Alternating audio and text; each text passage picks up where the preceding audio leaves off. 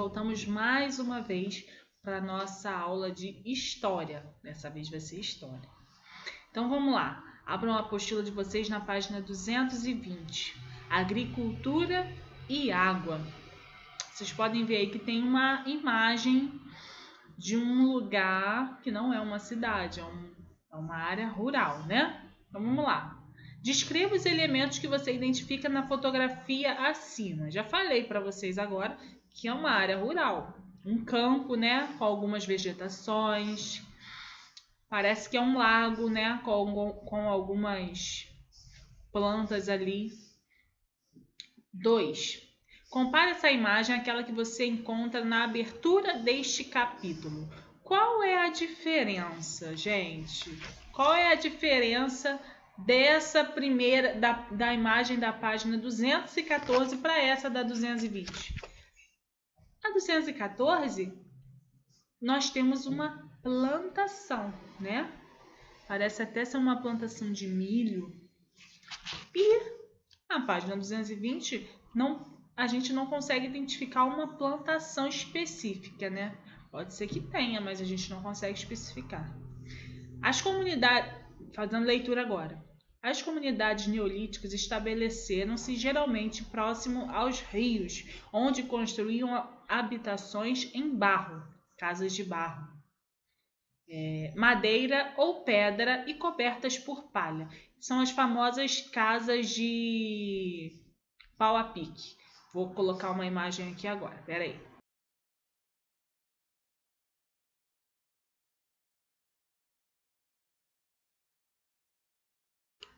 Viram como que é uma casa de pau a pique? Então, continuando. O acesso facilitado à água era essencial tanto para o consumo humano e animal quanto para favorecer a agricultura. Sem água a gente não consegue viver, sem água nós não conseguimos plantar, sem a água é vida, né? Nós já falamos isso diversas outras vezes. Aquelas que desenvolveram técnicas para o melhor aproveitamento da água dos rios cresceram e prosperaram. Essas técnicas exigiam a observação e o conhecimento da natureza e muitas vezes alteravam as condições naturais em benefício das atividades necessárias para a sobrevivência, como a agricultura e a pecuária. A agricultura, eu já falei para vocês que é o cultivo da terra, o cultivo dos vegetais. E pecuária é criação de animais. Beleza? Então, continuando na página 221, leitura ainda. Havia rios que periodicamente, por causa das chuvas, extravasavam de seu leito, provocando grandes enchentes e tornando as terras alagadas. Isso não era bom para o plantio de alimentos como o de trigo. Por isso, algumas comunidades desenvolveram técnicas para controlar as enchentes, como a construção de diques e drenagem. O que é um dique? Muitas pessoas lá na região norte, que acontece muito isso, eles constroem uma estrutura de madeira sobre o rio, entendeu? Eu vou botar mais uma imagem aí. Espera aí, só um instante. Viram aí o que é um dique? Continuando então nossa leitura. Havia também a situação contrária. As águas dos rios não irrigavam uma área extensa o bastante para abastecer as necessidades alimentares das comunidades. Então a técnica deveria ser outra. As comunidades construíam grandes canais de irrigação, pelos quais a água era conduzida a maiores distâncias, aumentando as terras aptas ao cultivo agrícola. Esses canais de irrigação é um rio que eles criavam. Eles iam lá, cavavam um buraco e ia fazendo um caminho para o rio seguir. Vocês podem até ver aí embaixo na imagem na apostila de vocês. Continuando. As obras realizadas pela humanidade para o melhor aproveitamento da água dos rios são denominadas obras hidráulicas. Elas exigiram um grande esforço coletivo, ou seja, toda a comunidade precisava estar disposta e organizada para realizar tal trabalho. Número 3, agora é um exercício, tá? A drenagem e a irrigação são processos com o mesmo objetivo, aprimorar o aproveitamento do solo. Em que esses processos diferem, gente? Qual é a diferença entre um e outro? Número 4. Observe as imagens e identifique com um X amarelo a obra de drenagem de um pântano e com um X azul um canal de irrigação. Fácil essa, hein?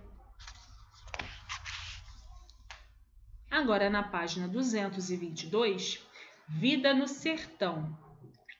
Lucas está relaxando no jardim com Nina e Duda, mas não para de pensar nas coisas que aprende. Aí eles estão conversando o seguinte: essa história da importância dos rios para a humanidade me impressionou. Queria saber como vivem as pessoas que não têm um rio por perto.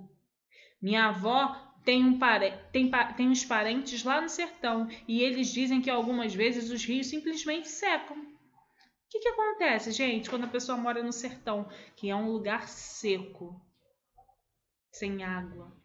Eles ficam esperando pela chuva, né? Só que... E quando não chove? O que acontece? Como que eles sobrevivem? Eles cavam poços artesianos. O que são poços artesianos? São poços que eles vão cavando, e lá embaixo na terra eles encontram água que fica no lençol freático. Vou tentar procurar uma imagem aqui para colocar para vocês. Viram a imagem? Viram quantas camadas até chegar ao lençol freático? Então vamos lá, no número 1, para a gente conversar. Você já ouviu falar no sertão brasileiro? Eu já, né? Vocês também. E sempre que a gente fala em sertão brasileiro, a gente imagina que é um lugar seco. E é isso mesmo. Eles ficam esperando... eles agradecem quando chove, porque lá eles têm esse problema da seca. E se não chove, eles são prejudicados, porque eles vivem da agricultura, eles vivem da pecuária. Se não tem chuva, eles não conseguem plantar, eles não conseguem colher. Se não tem chuva, eles não conseguem criar os animais que eles cuidam, né? Como que vive sem água? Já falamos mais uma vez, sem água não dá. Número 2. Como você acha que se pode viver quando os rios secam? Já dei a dica agora. Continuando. A região nordeste do Brasil e norte... vou ler de novo. A região nordeste... Meu Deus! Corta. De novo.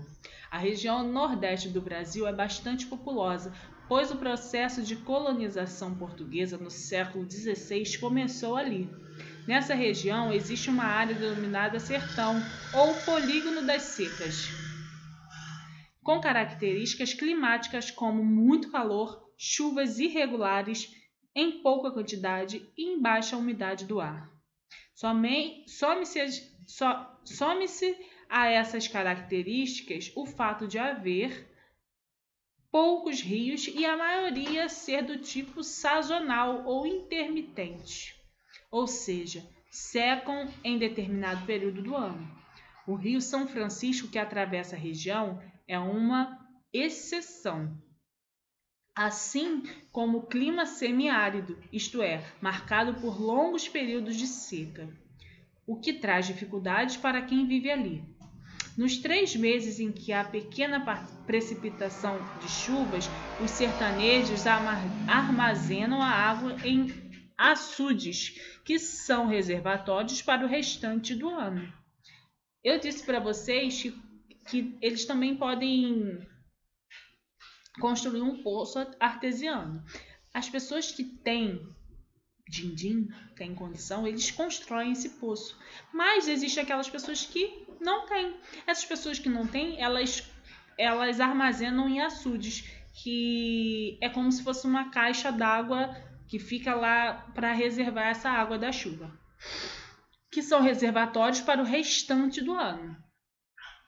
Imagina se é para o restante do ano, é um reservatório bem grande. As atividades econômicas tradicionais são a criação de gado e a agricultura de subsistência de milho e feijão, localizada nas áreas de terreno menos seco. As comunidades sertanejas possuem uma riqueza cultural e econômica própria, mas sofrem com as constantes secas e a falta de grandes investimentos em sistemas de irrigação. Olha aí, gente, aonde essa parte em azul mais clara no mapa do Brasil aí abaixo, é essa parte que eu estou falando das secas. Está destacando aí. Contudo, nos últimos anos, na região do sertão nordestino, tem sido desenvolvido o cultivo comercial de frutas tropicais, a partir de obras de irrigação. Pode-se concluir que o homem continua intervindo na natureza para atender às suas necessidades e que a tecnologia é um poderoso instrumento para isso. Soluções tecnológicas avançadas podem ser desenvolvidas para implantar projetos de irrigação e distribuição da água. Então agora nós já lemos toda a matéria, todo esse texto. O número 3 é para vocês grifarem. Quem tiver marca-texto vai lá e marca. Eu não aconselho fazer de marca-texto. Quem tiver certeza da resposta pode ir com marca-texto. Mas quem não tiver, vai com lápis. Sublinha. Em vermelho. Tá dizendo aí para ser de vermelho, né? Então esquece marca-texto. Faz de lápis. Em vermelho, as características naturais do sertão nordestino.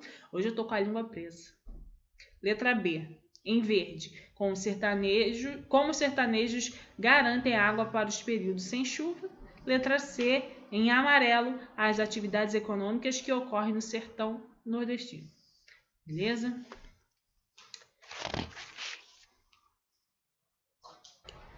Continuando agora na página 224, ainda tem leitura para fazer o restante dos exercícios. Vamos lá.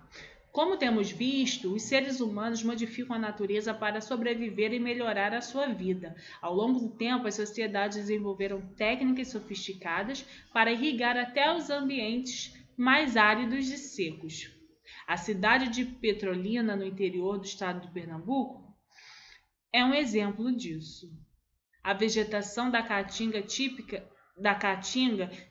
dessa região vem desde 1980. Sendo transformada graças aos altos investimentos em sistemas de irrigação. O município tornou-se exportador de uvas, vinhos e frutas para os países distantes, nas regiões da América do Norte, Europa e Ásia. A proximidade com o Rio São Francisco, os avanços tecnológicos e o interesse do poder público foram fundamentais para melhorar a economia e gerar muitos empregos. Número 4. O plantio de uvas e frutas tropicais em Petrolina é agricultura de subsistência ou agricultura comercial. Lembrando que a agricultura de subsistência é aquela agricultura que o agricultor ele cultiva para para alimentar a sua família e vender, certo? Não é só para vender, Número 2. Qual a importância do Rio São Francisco para a cidade de Petrolina? Qual a importância? 6. Qual a relação entre as águas do Rio São Francisco e a transformação da Caatinga? 7.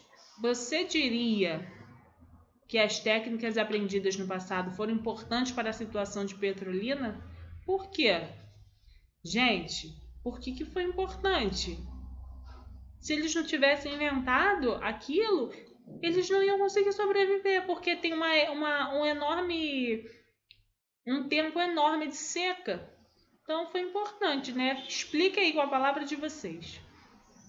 E depois nós vamos, quem terminar, nós vamos para página 225, atividades finais. Já estamos quase finalizando capítulo 4. Número 1. Assinale V para as frases verdadeiras e F para as frases falsas. Primeira frase. Os primeiros seres humanos que fundiram metais estavam baseados em suas observações e experiências. Verdadeiro ou falso? A invenção de instrumentos de trabalho mais eficientes gerou o aumento da produção de alimentos, contribuindo para o crescimento populacional. F. Com a utilização dos metais para fabricar armas e instrumentos de trabalho, a pedra e a madeira foram abandonadas. Foram? Não, né? 2. Assinale o único metal que não pode ser encontrado na natureza porque é resultado da liga de outros metais. Que metal é esse? Ferro, cobre ou bronze? Número 3. Assinale na linha do tempo abaixo a sequência correta do início da utilização de cada um dos metais pela humanidade. 5.000 anos antes de Cristo, o que tinha? 3.000 anos antes de Cristo. 1.500 anos antes de Cristo. Página 226, nós temos que ligar aí. Ligue a coluna da esquerda com a da direita de acordo com o nome dos instrumentos trabalhados. Temos aí o arado, enxada, pá e foice. Quem não sabe o que é um arado, uma foice, uma pá, uma enxada, acho que pá e enxada todo mundo sabe, né? Então, vão marcando pelo que vocês sabem. E o que vocês não sabem vai sobrar e vocês vão ligar uma na outra. Número 5, na página 227. Complete corretamente as frases. Lembrando que todas essas frases estão no texto que nós já lemos. Então, é só ir lá procurar. Letra A. Com A, as comunidades agrícolas aprimoraram seus instrumentos de trabalho porque elas passaram a ser feitas em... Letra B. Na idade dos metais ocorreu um processo de aumento, pois aumentou a disponibilidade de... Número 6. Encontre no caça-palavra abaixo. Primeiro ponto. Técnicas para o escoamento da água em terreno muito úmido. A palavra é drenagem. Drenagem. Segundo ponto. Coloquem aí do lado, tá? Depois só procurar. Estrutura em terra ou pedra para represar águas. E aí? 3. Fenômeno de transbordamento dos rios que as comunidades tentavam controlar. Quarto ponto. Técnicas para o fornecimento controlado de água por meio de valetas para umedecer o solo. Quinto ponto. Obras que buscavam melhor aproveitamento das águas do rio. Fácil, hein? Número 7, página 228. Última página para a gente terminar as atividades dessa semana, tá? Observe o mapa abaixo e responda as questões propostas. Letra A. As comunidades agrícolas surgiram em apenas uma parte do mundo? Olha quantas coisas que tem marcadinhas aí. Letra B. As comunidades agrícolas surgiram ao mesmo tempo em todos os lugares? Ao mesmo tempo? Não, né, pessoal? Número 8. Observe a imagem. Observe a imagem. Há uma mangueira na plantação. Tente imaginar o funcionamento dessa técnica e responda. A técnica utilizada no plantio retratado busca tirar o excesso de água do solo ou aumentar de forma controlada a quantidade de água do solo. Vocês acham que essa mangueira que está aí nessa plantação de morango, ela está ali para tirar a água do solo ou para ir molhando de pouquinho em pouquinho? O que vocês acham? Coloquem aí na apostila de vocês com a palavra de vocês. Beleza? Qualquer dúvida, pode me procurar. Ó, a tia Adriele está aqui com o telefone 24 horas. E é aquela mesma história. Pode ser que eu não consiga responder imediatamente. Mas, assim que eu pegar o telefone, eu vou responder. Beleza? Um beijinho, até a próxima.